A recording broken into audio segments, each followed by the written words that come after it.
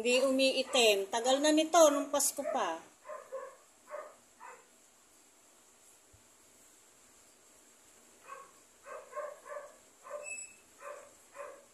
Eh, pag uwi mo pa.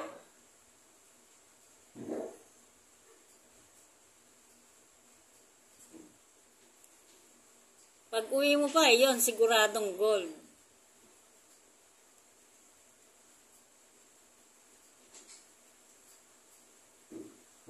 Nando sa labas.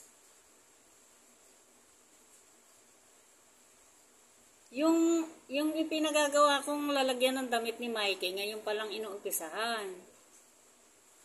Pero yung cabinet na lalagyan ng gamit, bakit maulap?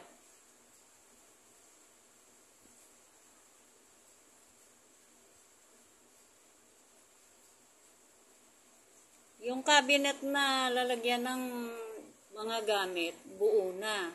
Tsaka yung sa ilalim ng lababo. Yung cabinet ng damit, yun yung ginagawa ngayon.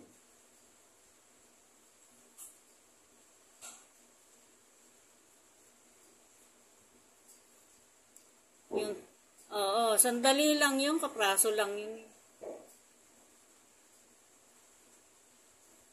Eh, bukas na daw, sabi ni Mikey, hindi naman matatapos ngayon yung cabinet ng damit eh. Eh, day off ni Mikey bukas. Gusto niya, wag na akong mamasahe nang makatipid-tipid raw.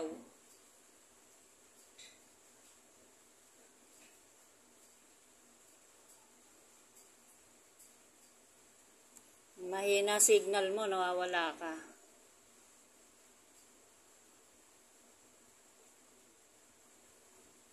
Alin ang paharangan?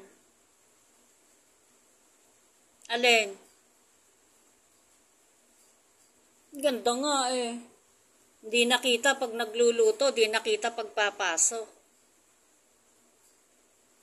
Dati, pagpasok pa lang eh, kitang-kita na pagluluto. Ngayon, hindi na.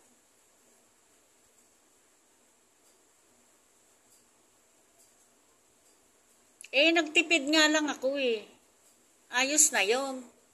Basta lang yung pagpasok eh, hindi makita yung kusina. Gusto nga ni Chris, double. Eh, sabi ko, wag na.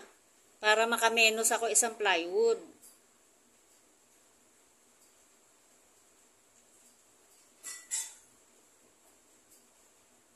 Okay na yun.